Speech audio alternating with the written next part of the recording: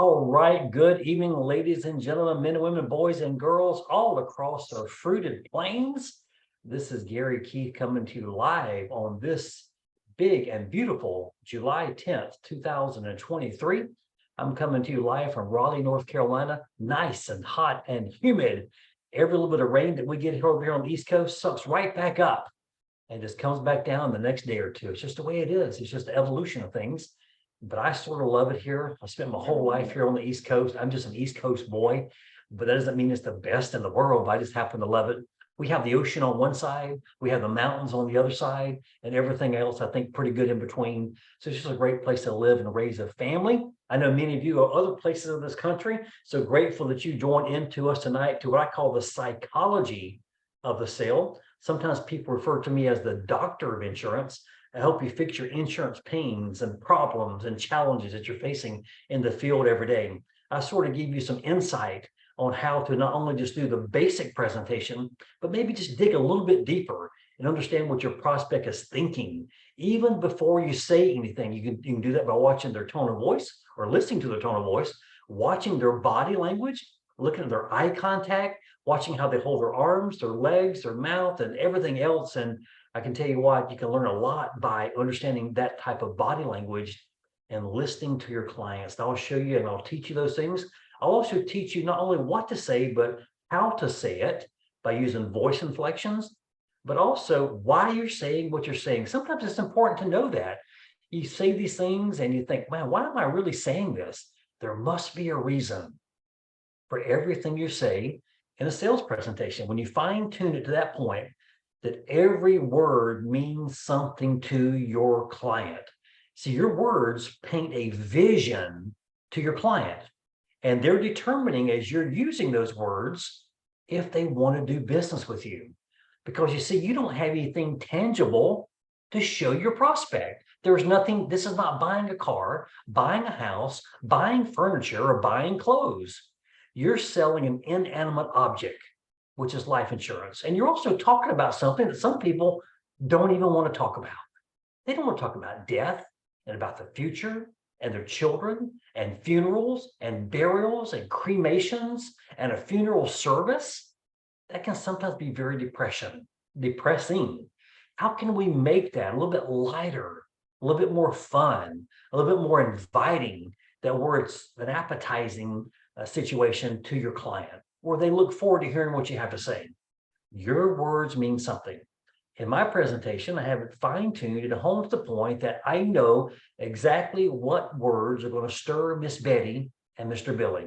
What is going to cause them to move, take action, build confidence in me, peel the onion, get down to the need, create value. All the things in which you need, which are a great recipe for success in sales. And so everything I teach you has a purpose. It has a meaning. And there's a method to the madness. And when applied, you're going to close more sales. See, as I shared before, I believe anybody can close about 20% of these things, having no experience at all and fumbling and bumbling through the presentation, because probably about that many people just want to buy some insurance. About 20% of the people, probably nobody will close. Okay, and that's tough. They're hard to close. No need, no want, no value, no desire, no money. Those things are tough to close. But there's 60% in the middle that a lot of agents leave on the table. That's the area that I want to help you learn to tap into, that where you're not only closing 20%, but 40, from 40 to 60, from 60 to 80, that you're closing at such a high level that not only are you profitable, but you're actually not even having to buy as many leads because you're closing so much. You're getting so many referrals and you're growing leaps and bounds in your business. That's what the psychology of the sale does. It gets a little bit deeper into the mind, into the brain of Miss Betty and Mr. Billy, so that you understand your prospect to that level, that you don't let those close ones slip by and you lose them to somebody else. That's what I want to help you do. Close one more sale a week, maybe 2 more sales a week if you're doing enough presentations each and every week. And I promise you, by following these principles and applying them, you can close at a much higher level. I've been doing this insurance gig for 30 years now. I know I barely look 30. So thank you guys so much for the compliments. But either way, I've fed a family, my wife and 8 beautiful, wonderful children that we've raised. Somewhere along the line, I have a picture of them. I know you guys want to see that. That's what you came here for today, was to see that. I know it. I got to see if I can find it. So if I can, you're gonna be lucked out to be able to see all these kids. Nobody has that many kids anymore, do they? Okay, I got to figure out a way to turn this thing from sideways. I think there's sideways in here. Oh, don't look at that. Where's all my kids? All right. Oh, there you go. There's a holiday card I send to Miss Betty. That's some of them. I told you I send holiday cards out to my clients. I send thank you notes out. I leave coffee mugs behind. I do a lot of things to brand myself to keep other people from replacing my business. And Miss Betty will call me 5 years down the road and go, I need to add on some more insurance, Mr. Gary. I said, Miss Betty, how did you remember to call me? I still got your coffee mug over here in the cupboard. I'm not saying you got to go out and get coffee mugs. Okay, yeah, how do I turn this thing? Now, there's got to be a way to flip that. There we go. All right, that's me and my wife and our 8 wonderful children. We got 4 boys and 4 girls. There was something in the water. We finally got it fixed. Ha ha ha. So true. But I did this, I raised these children. My wife was able to stay at home, thank goodness, and she wanted to be at home. And because she was there every day when they came home from school, that was important to her. And I survived. I made it in the insurance business on a single income, self-employed, raising that many kids. And that's not an easy task to do. But I think it is in the insurance world because of many factors. Because no one can hold you back, nobody can hold you down. People need the product. If you're based upon your hustle, your grit, your tenacity to get out there and make it happen.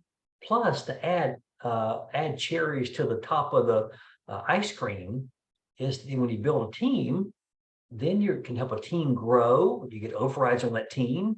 Where else can you go and duplicate yourself like that and make really unlimited income?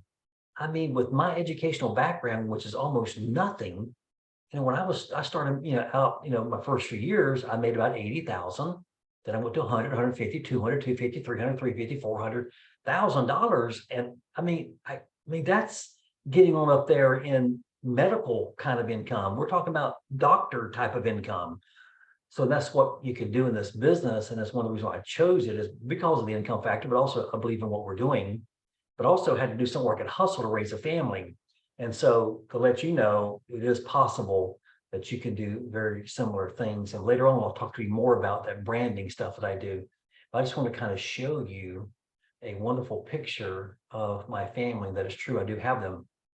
Okay. Oh, great, Karen. Grew up with a blended family of 7. So you know what it's all about. And it's wonderful having brothers and sisters, but it's also chaos, and it's chaos in a can. And it takes a lot to provide for that being a family. So what I'm trying to say to you is tonight, I'm trying to help you close 1 more, 2 more sales a week through the psychology of the sales, something outside the basic presentation. So if you got your notepads ready, if you can use the chat line as well. I want you to be thinking of, what are you struggling with? What is one of your biggest challenges in the field right now? Is it when Miss Betty already has coverage and you don't know what to do? Is it that Miss Betty says, I don't need any more coverage, or Miss Betty doesn't have enough money, or health is a factor, or other presentations, or the phone script is a factor, or the door knocking script is a factor? What is your factors that you're struggling with? Be thinking of that. Hit me on the chat line while I tell you this as we're moving forward. There are 5 reasons people don't buy. And if you get those ingrained in your mind and in your brain, and you understand it, you'll close more sales, because what you're going to do is systematically overcome those 5 reasons people don't buy. You're taking the negative approach, the reverse approach, and you're figuring out the reasons why people don't buy, and you're systematically uncovering landmines all throughout your presentation, so that you can cover that one and that one and that one and that one and that one, until you get down to the end. And the best close of all is no close. The best close is no close at all. There isn't one. You kind of waltz right in and to show the numbers and to the application and to get them approved. And it was like it was seamless. Oh, I know some people saying, well, if you do the alternate close, or if you do the choice close, or if you do many other closes that you can think of, yes, those are helpful, but the best close is none. There's no objections. They're salivating. They can't wait to get down to the end and show them the numbers. They think it's going to be more than what you're quoting them because you've got the value built so high that they're thinking, wow, this is going to be a whole lot more than I can afford. And I'm going to teach you how to do what they call a crescendo effect, and it's called the up down. It's going to get their excitement so high, and then you're going to lower and come down and show them the price, and they'll go, that's it? That's all? That's because your value is so high. But understand, there's 5 reasons people don't buy. Your presentation must, I don't care what you're selling, cars, houses, furniture, clothing, selling, whatever you want to do, you've got to be able to overcome these 5 reasons people don't buy. And if you do, your chances of getting a sale are up around that 80 to 90% range. That's huge. People will claw and scratch and beg and plead. How can I get what you have? How can I get it? That's why, and you write this down as well, everybody loves to buy, but nobody likes to be sold. See, what's happening is, in most sales atmospheres, most people are creating a buying atmosphere. It's a tug of war. It's back and forth with Miss Betty and Mr. Billy. Oh, I know how this works. I've been doing it for a long time. And I was scared to death when I was seeing the higher end people in the long-term care insurance field with, these $1 million houses, and I thought they put their pants on differently than I did. And it was a tug of war, back and forth. Me constantly trying to overcome objections, browbeating people, trying to get them to see this, making them feel guilty, making them want to buy it today instead of them actually buying it themselves. Everybody loves to buy, but nobody likes to be sold. Think about yourself. Put yourself in the shoes of Miss Billy, Mr. Billy or Miss Betty. Put yourself in their shoes. Is what they are hearing a selling atmosphere or a buying atmosphere? You ask yourself that. You go in the home one time, turn your phone, put it inside your pocket, beside you in your purse or in your briefcase, and hit record and listen to your presentation sometime. Would you buy from you? It's okay if you wouldn't, or if you say to yourself, yuck, that didn't sound too good. I didn't like that at all. It's okay. It's how you learn. It's how you get better. I didn't like mine either. I thought it was horrible. I thought I was pushy all the way through. I said to myself, that's rough. That's like, rubbing your hand or fingers or feet across sandpaper. It's like, ugh, I don't like the way that feels. I got to change something. How can I go from a salesman, a saleswoman, into creating a buying atmosphere where people go, wow, how can I get that? Or how soon can we make this start? Or how much can I get? Or can you take this out automatically out of my account each month? All these buying signs and signals are coming out. Well, the way you do that, number one, is that you understand the 5 reasons people don't buy. I'm going to go over those with you as we go into our next step of the presentation tonight. And always remember, people will forget what you say, but they'll never forget how you made them feel. Is that sinking in yet? I say that about every week. People will forget what you say because salespeople love to talk, and they're talking and talking and talking and talking and talking. But people will never forget how you made them feel. What type of feelings are you creating? What's the emotional side of your presentation? How is it? This is the emotional sale, ladies and gentlemen. And you wrap it up and you solidify it with some logic. But 80% of it is emotional sale. What's your emotions like? Are you technical? Are you so focused on Mutual Omaha's product of Living Promise and all the bells and whistles that it does, that all you think about is the technical and logical side of this? Or are you getting the emotions wrapped up in it? I talk about Miss Betty's children and her grandkids with her, which are the apple of her eye? Or are you telling stories that are moving people? Stories sell, benefits tell. How many stories do you have set in your presentation? Do you have 2, 3, 4? How many do you have about that? I remember when I started putting stories in my presentations years ago.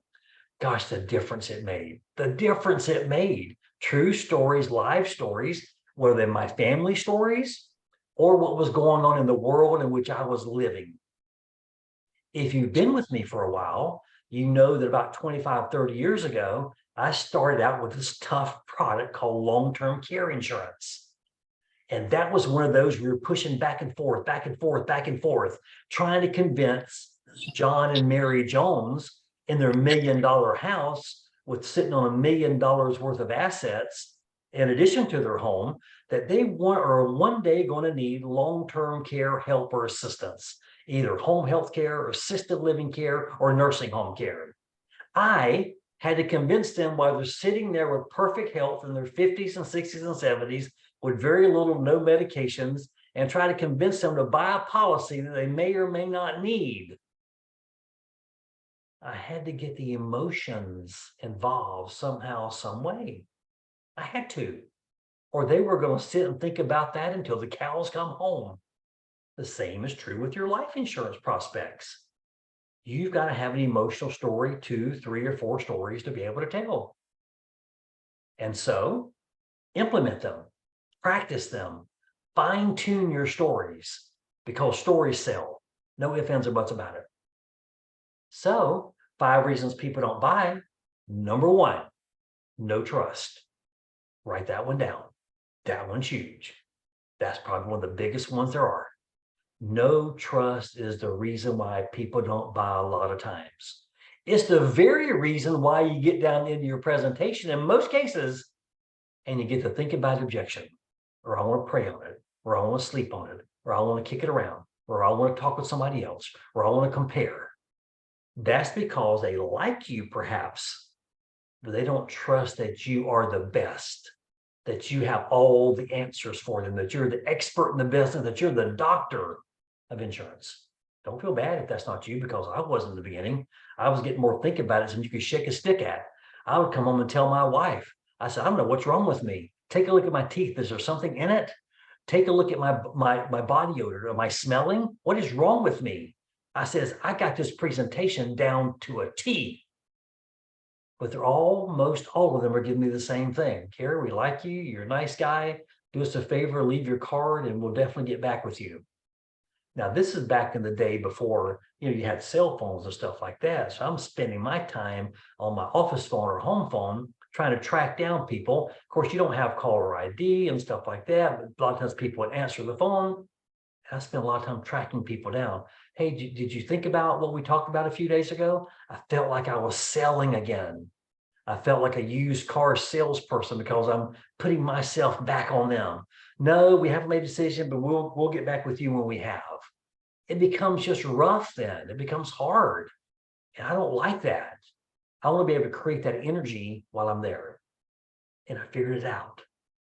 I figured out something that if I create enough trust in the beginning of my presentation, very few to no people gave me the think about objection. Why? Because I became the credibility person in their eyes. I took the plaque off the wall that you go into and you see in a doctor's office or in a lawyer's office or a banker's office or an accountant's office or whomever else office you go into, and you see their degrees on the wall, and you automatically, your brain sends you a message that says, well, they're credible. I mean, they're a graduate from this university and they had to spend 4, 6, 8, 10, 12 years in college, and they did all this stuff here, and man, you don't even second guess it. Your mind is already settled on the trust factor, on the credibility factor. But when you walk in a home, you don't have that. You know what's written across your forehead because of the previous experience Miss Betty and Mr. Billy had? You have salesman, saleswoman. And the last person that came in here, I couldn't get rid of them. I mean, I begged and pleaded, and time to leave, and we hadn't eaten dinner, and 2 hours passed, and 3 hours passed, and they kept browbeating us over the head, and they wouldn't leave. Or they purchased something from somebody, they never heard back from them again. It really wasn't what they wanted. It was too expensive, the wrong coverage, 2-year waiting period. It was term insurance, not whole life insurance. And they call that person and never even call them back. That's what you're facing a lot of times when you go to a door or make a phone call. It's not you specifically, it's a track record before you. And so they lump us all in one lump. All salespeople are the same. They're all the same. They're money hungry. They're only interested in making a sale, making a commission, and they care nothing about me and my family. That's what you're overcoming. That's the psychology of your client. That's why you get pushback at the door. That's why you get pushback on the phone. That's why you get pushback during the presentation. It's not you necessarily. It's what's happened previously and what their mind conjures up about the previous encounters with salespeople in their life. You and I have to overcome that in the beginning. We got to overcome it. Because if we don't, as they say down south, you're just whistling Dixie. You're just wasting time. If you plow right through the credibility phase of your presentation, your trust side, nothing else matters. Nothing else matters. You may say, well, I got the cheapest price in town. So if you didn't change the way Miss Betty feels about you, remember, it's not what you say, it's how you made her feel. If you didn't change those feelings, by the time you get down to the end, that number means nothing to her. She might buy it, but she may trade it in next week for something else $1 cheaper because you didn't affect the way she feels about you. And that's where the trust side of the presentation comes in. So number one reason why people don't buy is no trust. Please take some time in the beginning of your presentation to create some credibility and some trust. Now, trust and credibility, let me warn you, is not the rapport building stage, as you call it. No. That's two separate things. That's getting someone maybe to like you, maybe relate to you a little bit, but that's not credibility. That's called connection stage. We're connecting, talking about your kids, your grandkids, what you do for work, what you do for a living. Are you retired? What do you do for fun that you're retired? All of those things is connection. I noticed your flagpole in the yard, Mr. Bill. You must be a veteran. Yes, you are. Great. What services did you serve in? Army, how many years? That's connection stage. That's kind of building that rapport, as you call it. I call it connection. I think connection is bigger and better than rapport. Why? Because everybody communicates, but very few connect. So we will make a connection with them during that phase. So credibility stage is not connection stage. So for those of you that are new here today, let me say this. When you're done with your rapport, as you call it, which I call it connection, what do you do next? What do you do next? You've talked about the family, the kids, the grandkids. You talked about the job, the occupation, the thing Miss Betty does for fun. Now that she's no longer working, or if she still works, talk about her traveling or spending time with her family, or church service or community service, or all the things you talk about with Miss Betty. I want you to type in for me. What do you do next after that part of the presentation that you call warm-up, that you call connection? Sorry, you call warm-up, you call rapport. I call it connection. So I'm trying to make a connection. I'm trying to be a detective. I'm trying to listen to what's not being said. I'm trying to find the apple of her eye so that Miss Betty goes, I've got plenty of insurance. I don't need any more. But she talks about a granddaughter who FaceTimes her 2 or 3 times a week, 12 years of age, going to middle school, loves her to death, will do anything for us, her only granddaughter. See, I know in the back of my mind, I'm going to go to leaving her something when Miss Betty passes away to help her with college, help her get her first car, help her with a down payment on a house. So I'm listening to that because I'm going to find something that's going to excite Miss Betty about getting another policy. But you got to listen, got to be a detective, in that connectivity stage, or I'm going to listen to what's not being said. I'm going to listen to all those things about Miss Betty doesn't have much money and she's struggling. But she's going to tell me, so I've got plenty of insurance. I'm going to find out how long she's had it and what kind she has. And if she's sitting on a whole life policy for 5, 10, 15 years, and it's built up $2, $3, $4, $5, $6, $7,000 in cash value, I want you to Miss Betty how to have her cake and eat it too.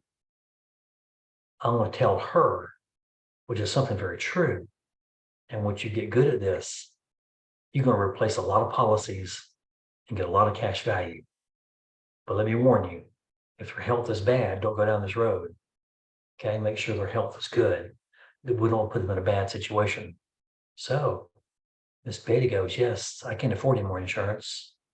I'm sitting on a $20,000 policy I've had for 8, 10, 12 years. Go grab your policy, Miss Betty. I want to show you something. Here's why. I'm not sure if you're aware of this now, but during the pandemic, the state wanted to make sure that everybody had life insurance because a lot of people are dying without it or not enough. So they've come down on their rates. And the reason why I justify that is because with the Baltimore A Priority product, trust me, they've come down on their rates. That's a new product.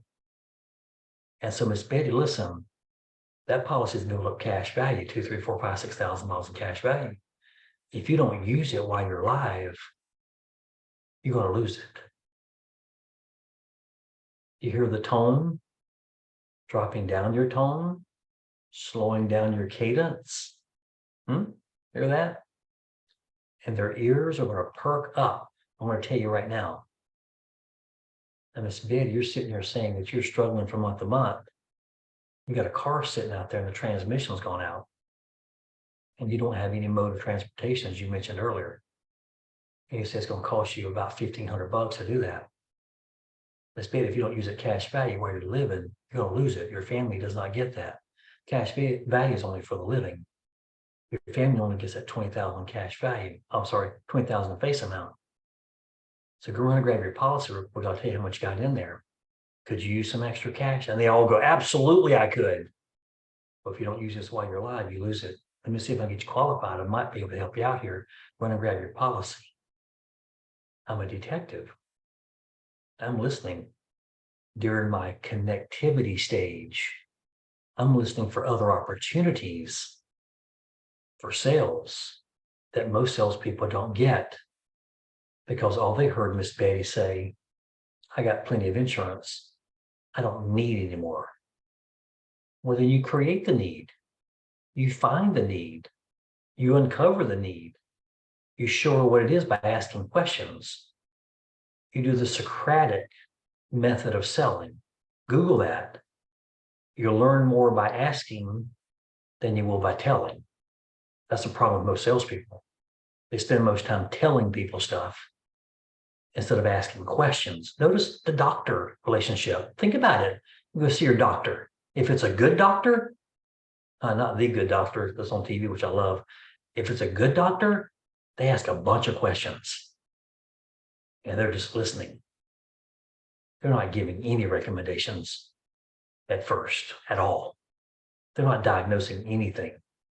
They're just asking questions. They're poking around. They're prodding around. They're trying to find out where the need is. That's how you become the doctor of insurance. I want you to learn how to become a good detective, ask questions, and just listen for Miss Betty's hot buttons. That's how you get those 60% in the middle that a lot of people lose because they're not listening. I shared on WhatsApp last week, Miss Betty had $60,000 in life insurance. Let me tell you how many salespeople have been to see Miss Betty about life insurance and how many cards she sent in over the past several years. She said dozens. And she said they all got the same answer. Nobody can beat my price. I got the best life insurance there is, and I've had them for years. And she scares them away. She did. That just blows their mind. They're done. They're finished. I'm saying to myself, not trying to be cocky or prideful or egotistical. They just weren't good salespeople. They weren't listening to what Miss Betty needed. Not at all whatsoever. So I told Miss Betty, since the pandemic, prices have come down. A lot of people died without enough life insurance or any. Trying to encourage people to get more life insurance. Miss B, you know that policies you've had now for years at 60,000? I knew I was going to go A priority because I can do 50,000 above now. And I says, you got cash in those things, been sitting there for years and it's generating nothing for you. I said, did you realize that when you leave this good earth and God calls you home, that you're going to lose that cash value? You're going to lose it all. It's going to go back to the company. Cash value is only for the living, not for the dead. Your family won't get it. All they're going to get is to face them out. She looked at me and cocked her head around. She said, you say what now? I said, yes, ma'am. I mean, you were talking about earlier how that you want to build a front patio on your home here. See, I'm listening during the warm-up stage, you call it, or the rapport building stage is what you call it. I think of connectivity stage, what I'm calling it, and I'm listening. She wants to build a porch. She's getting older. She can't get around like she needs a little ramp to get up and down with her little scooter. Not scooter, but her little roller thing. Because she had knee surgery. Not she has bad health, she had knee surgery. As I'm listening, I know that's going to cost her a few grand. I'm trying to create some money for Miss Betty. I'm also trying to help her too. So I love the A priority. Building dividends, lowering your premium as the time goes along with a 150-year-old plus company. Great stuff. So I said that to her, created some curiosity, and she cocked her head to the side. You say what now? I says, yes, ma'am. If you don't use it while you're living, you lose it. Remember, the fear of loss is greater than the fear of gain. It is. We're all like that. We're all wired the same way. If you tell me I'm going to lose something, I'm going to fight you to try to keep it. Yes, that's what this country is built on, is people losing something, losing whatever it is they're losing, freedoms, whatever. They're going to fight you. So the fear of loss is greater than the fear of gain. So this beta looks at me again and goes, so how much cash value do you think I have? Ha ha ha.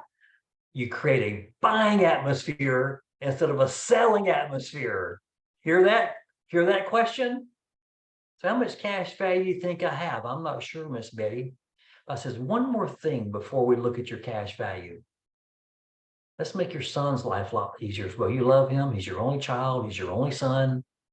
But claim time, he's going to have to file 4 different claim forms and get 4 different death certificates. And not being mean or ugly, but most men aren't good with detail. Because I'm a man, I can tell you that. Most women are. Most daughters are when it comes to this kind of stuff. And being on hold with 4 different companies and 4 different claims is going to be a nightmare to him. I'm going to tell you that right now. I've been in this business a long time. So I want to help make his life easier as well. She says anything we can do to make his life easier. She loves that boy. It's her only child. You better believe she loves him. She said, I want to leave him enough money, but at the same time, I want to do what we can to make his life easier. She also was talking to me earlier about how do I get this home in his name as well as mine. So I told her about how to get an attorney and go to the Register of Deeds and put it in a dual. So I'm helping her with all kind of stuff. She says, are you serious? I says, yes, ma'am. I'm going to put you in one company and make his life so much easier. One claim form, one death certificate, and he'll call me. You'll give him my number. I'll come here and help him fill that out and make sure that's done. While everybody else is bringing him bills, I'll bring him a check. How does that sound? That's wonderful. How do we do that? See body language, see the eye pupils get big, see the eyebrows raise up, see her body language, her tone is, that's not a buying, that's not a selling atmosphere. That's buying. How can you get your clients to this? She runs gets her policy. I'm sure she can get $3,000 or more in there. That's going to help her so much with her front porch. She was wondering where she'll get the money from. Got her approved with A priority, $60,000 all in one policy. It was even a little cheaper than all the other 4 policies, even though she's had them for years. She was happy. Really, really, really, really happy. That's how you make people's day in this business. That's how you get them excited about what you're doing and want to trust you, believe in you, buy from you, refer you. That's how you do it. Now, you may say, well, gosh, I'm kind of new at this. I'm not at that level right now. Okay, no worries. Don't get frustrated. Don't get upset. Don't throw the baby out with the bathwater. Take your time. It comes. That's why this training on Monday night is here for you to help you with that.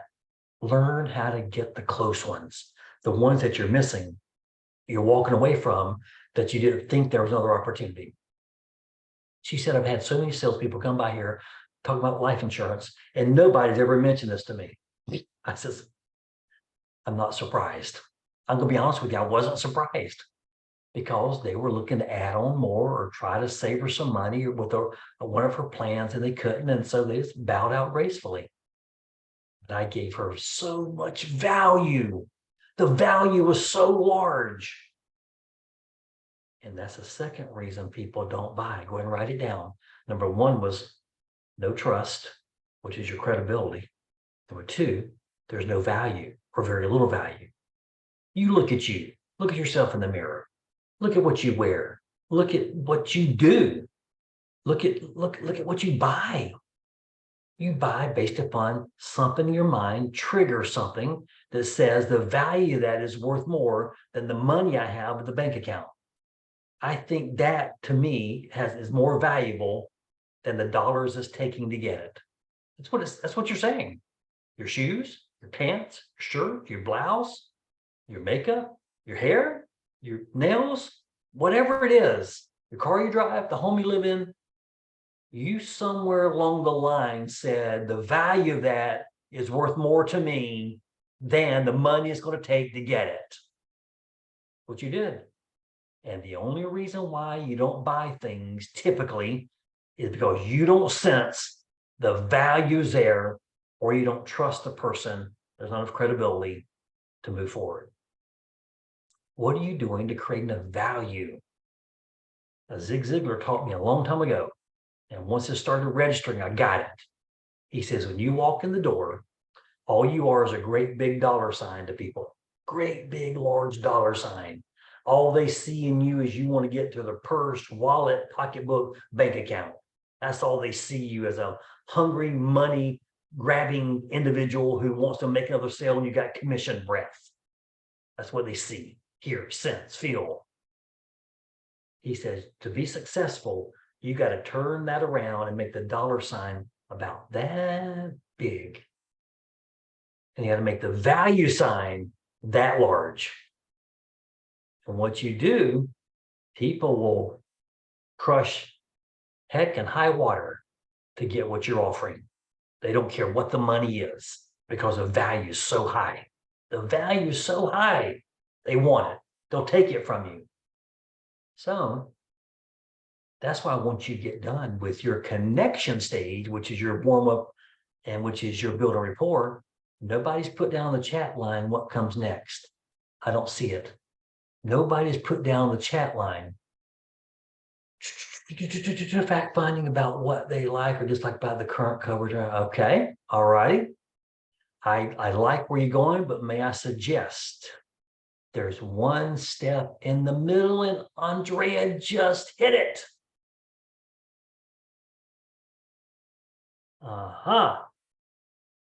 Remember, they haven't bought you yet. People aren't buying a product. No, no, no, no, no, no, no. People are buying you. Never forget it. They're not buying life insurance. They're not buying anything else until they buy you first. So the reason why a lot of people don't close sales is they haven't bought you yet. Remember, you don't have the plaque on the wall when they walk in the door. They don't see your credentials. They don't know who you are, really. You're a stranger to them. What are you doing to create that credibility? And so you're right. Showing the family photos, insurance license, family accomplishments, Karen, is definitely a part of that. But the other part is verbal. It's where you look them in the eyes and say, Miss Betty, I could talk about your family and what you've done for many years. I could talk all day about that, but I realize you got places to go, people to see, and things to do. It's my transition out of my connectivity or warm-up stage. Miss Betty, let me explain to you why I do what I do for a living and why I'm here today. This is your credibility. This is selling you here. Okay, tell them something. Give them a reason why to do business with you. Okay, Miss Betty, I'm licensed by the state of North Carolina. You can show your license. These programs are all approved by the state. So I'm piggybacking a little bit on the state as part of my credibility. Miss Betty, I've been doing this for almost 30 years. I had hair when I started. Ha ha ha. She'll laugh. But in all seriousness, Miss Betty, these programs are designed to help make sure that you're covered and these things are not a burden upon your family down the road. I hope you live to be 100, but we don't know what tomorrow brings, do we? No, we don't. Miss Betty, do you know the best part about my job? The best part about my job is when your daughter, Mary, is going to call me down the road and she's going to say, I understand my mom had insurance with you, Gary. I need to use it. Now, Miss Betty, I'm not glad she's got to use it. I'm just glad you had something in place for her. There's so many dynamics to that statement I just made to you. There's so much sales psychology into that statement. It may not be your statement. You got to figure out what yours is. I said, Miss Betty, do you know the best part about my job? Best part of my job is when your daughter married. I know her name now. So no longer is it something way out there of some unknown person. I made it real. I made it today. I made it current. I'm creating a sense of urgency. I'm having her visualize the funeral, her daughter making a phone call to me and saying, I understand my mom had a policy. We need to use it. I'm bringing all that stuff that's way out there in the future right now. And involving the senses where you can smell it, touch it, feel it, hear it. I'm taking an intangible product and making it tangible. That's what you got to figure out a way to do in the insurance world. And your daughter Mary is going to call me and say, Gary, I understand my mom has a policy with you. We need to use it. Miss Betty, I'm not glad she's got to use it. I'm just glad you had the foresight to get something in place for her today. Just starts right then. I'm just glad you had the foresight, meaning now, to get something in place for her before it's too late. She's hearing it. She's seeing it. She's feeling it. It's becoming emotional now. It's not some sort of thing that's out there, that's one day, that's maybe, that's ifs and buts and all that stuff. You know the worst part about my job, Miss Betty? The worst part about my job is I see your daughter Mary have them go around beg, borrow, and steal and trying to collect money from people to put you away properly. That's sad. Yeah. You seem to go fund, yeah. See, I'm taking the other side of that coin. That's the worst part of my job, and her seeing her daughter actually having to go around asking people, have you ever had to do that? Oh, they'll tell you stories too. Oh, your brother last year, he died, no life insurance, he did. And you were the sister, and you had to do what? You had to call people, beg people, plead with people, ask family, ask friends, put a collection plate around the church, do a GoFund. Miss Betty, how did you deal with that? It was horrible. I never want to do that again. Why do you say that? Well, because, I mean, I love my brother, but goodness gracious, I don't want my daughter going through this. That was horrific. You see how we've taken all that stuff that was a maybe and a hope so and is way out there and brought into reality today. Well, the reason why I'm here today, because I grew up, well, not the border of my story, I grew up on a farm in South Carolina and we raised everything. Remember that? Oh yeah, we raised everything too. Goes off the farm, yeah. My dad said, if you don't work it, oh yeah, mine said the same thing. There's that connection still going on. My dad also told me, he says, boy, you can go to church every Sunday whether you like it. Remember that? Oh yeah. See, I understand my market, I understand my people, I understand who I'm dealing with. They're God-fearing people, they're church-going people, they're farmers or blue collar, and I understand that concept of who they are. Figure out who your market is and where you live, and you got to relate your stories to them. My dad, unfortunately, Miss Betty, when he turned 49, he had an accident on the farm. And it ended up taking his life. He left my mom raising all these kids by herself with no life insurance. He didn't mean to. He was self-employed, didn't have anything. He was just trying to put food on the table. My mom struggled as a single mom raising us kids. When I got big, Miss Betty said, Mom, look, I'm going to go do this kind of work for a living. She said, you going to be farming? I says, no, ma'am. I'll go help people get things in place before it's too late with their life insurance needs. She says, really? I said, yes, ma'am. So Miss Betty, this is no longer a job for me. It's a mission. It's a mission for me. I'm here today to try to help this mission, help your family with it as well. But don't ask me anything about teaching school, which is what you did for the past 30 years. But if you know something about life insurance, I'm your guy. I'm an expert in the business. You'll no longer have to mail any more cards, call any more TV commercials, answer any more doors with blue suede shoes people at your door. I'm going to be here not only today, but also at claim time for your son or your daughter, Mary. When she makes a call, she's going to call me. And while everybody else is bringing her bills, I'm going to bring her checks. So if I can help you find a good company with affordable rates, would it make sense to be insured rather than uninsured? Absolutely. What is your story? What is your impact phrases? What is your connection, your credibility phrase? What is it that's going to cause them to go, wait a minute, I was planning on looking around with many different companies, but I found my guy. I found my gal. I found my person. I don't need to do this anymore. This video no longer have to call those commercials anymore. Have send another card again, ever again. I'm an expert in the business. So those are the kind of things that you're going to come up with your own credibility statement to set you apart from everybody else is selling life insurance or whatever else they're selling. It's going to make you different. That's how you're going to build your credibility. When I was doing long-term care insurance, I saw what I was doing wrong. I didn't have any stories, but also there was no emotion behind it. I remembered something. I remembered what Zig was teaching me about credibility. My aunt had Alzheimer's for the last 8 years of her life. I said, I'm sitting on a story and forgot about it. I'm sitting on this amazing story about my aunt. Not that I'm happy that she went through that because it was miserable for her family. But I got to be able to tell this story to these folks because it could happen to anyone. And I did. I told them the story. My Aunt Alma moved in with us. It's back in the day where people used to take care of people and their families and homes.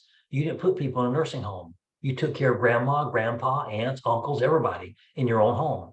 I remember that. And my aunt lived with us for 8 years with Alzheimer's. And she was like a child. She would turn on the stove and forget she turned it on and almost burned the place down. She would put her purse in the refrigerator. I thought it was funny. I was a teenage kid. I used to laugh about it, me and my brother. As I got older, I realized this wasn't funny. This is a serious, she'd take walks out in the country.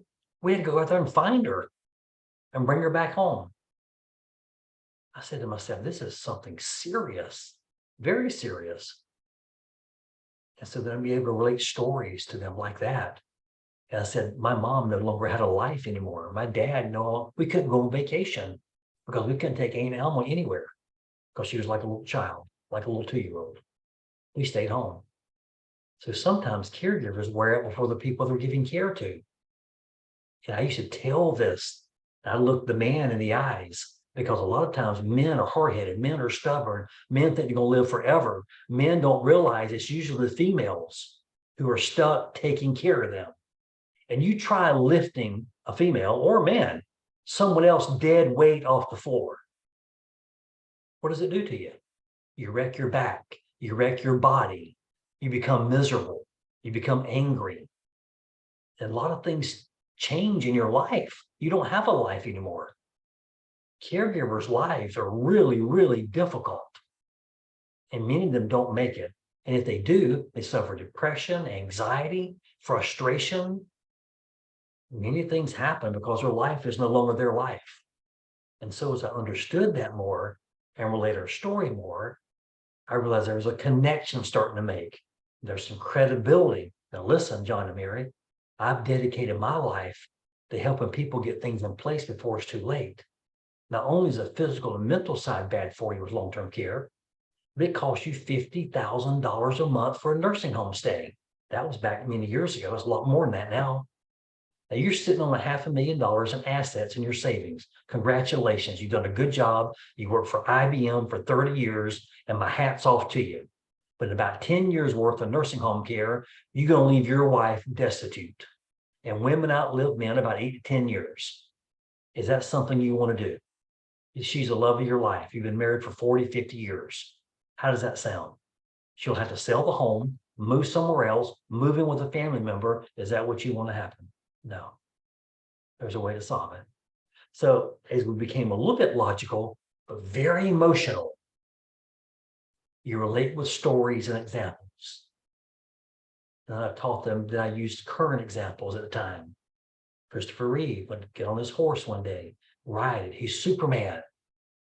Got thrown off his horse, became paralyzed for the rest of his life. He went through all of his assets. He'll read the story.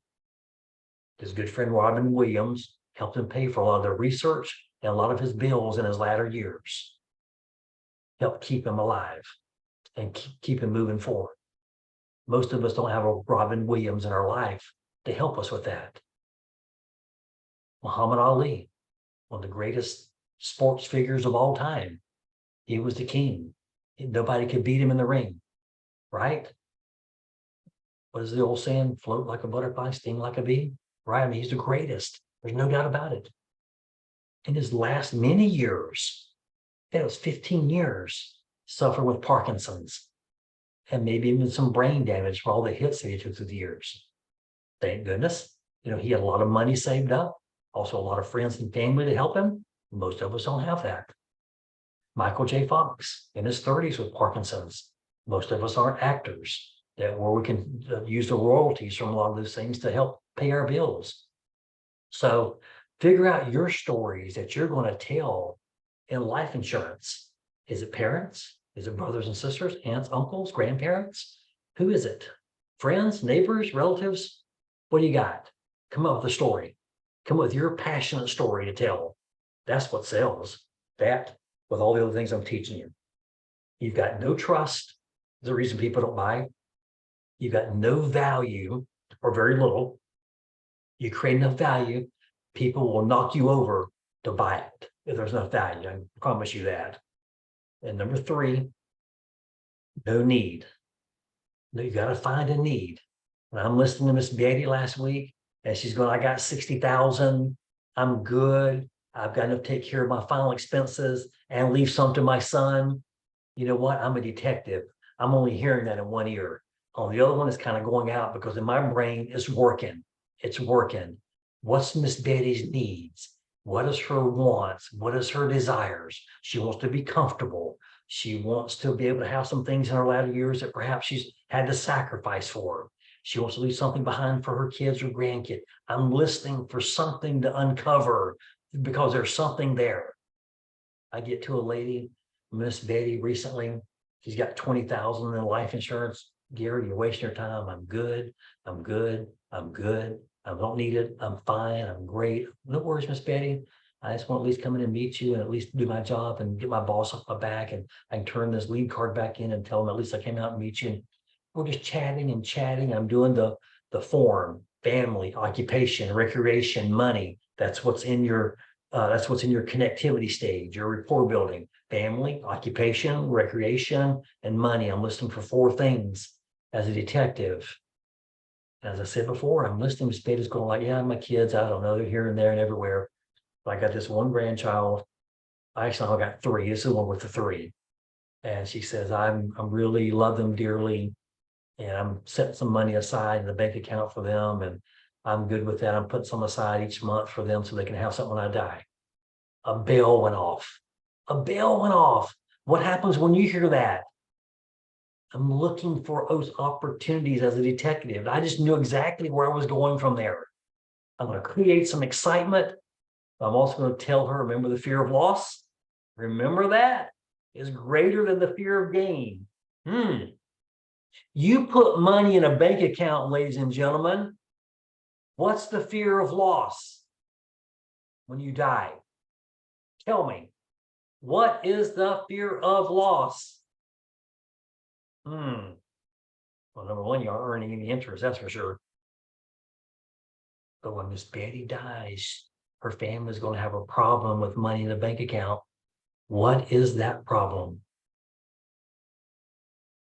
They're going to have a problem, a big problem. When someone dies, what happens to people's assets, monies, and everything else they have? It's called, and death taxes is great, Beta. And probate. Yes. Family members can lock up that stuff for months and months and months and months while they're arguing and fussing over what mama has or what grandma has. And some family member comes from out of the blue and goes, well, she promised me this and she promised me that, and take it before a judge, and we're going to probate this thing and we're going to fight this thing and blah, blah, blah. You see, family members do this all the time. They do. You tell a person's true character by when someone dies. It's ridiculous. The wolves come out. And I'm telling you, they got sharp teeth. I'm going to tell you what, if you don't have your money in certain accounts, that thing can be tied up for months and years. Yep, that's one thing, is probate. Number two, you hit it, Benita. That money's going to be taxed. 25%, 30, 35, 40. Depends on what the inheritance taxes are at the time. Yeah, so Miss Betty, your goal there is to leave them a certain amount of money, but they're going to lose 40% of it. Lastly, you can get tied up and taken by creditors.